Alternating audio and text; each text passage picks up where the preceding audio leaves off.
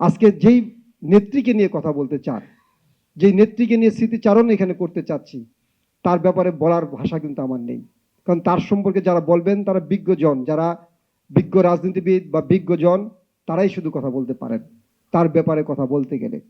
তবে কিছু কিছু কথা, তার সাথে স্মৃতি যেহেতু আমার আছে, সেই স্মৃতিচারণ অনুষ্ঠানে দু একটি কথা না বললেই নয়।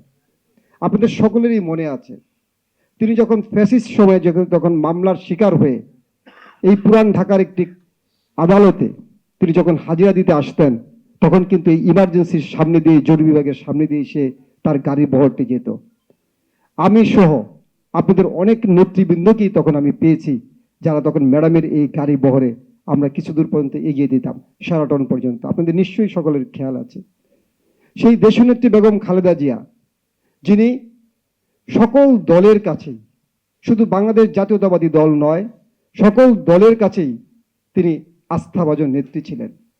তিনি ছিলেন গণতন্ত্রের প্রতীক। তিনি কিভাবে একটি পরিবারকে মায়ের মতো, গণতন্ত্রের যে মা, একটি পরিবারকে ধরে রাখার জন্য যেটি প্রয়োজন, তিনি কিন্তু সেটি করেছিলেন।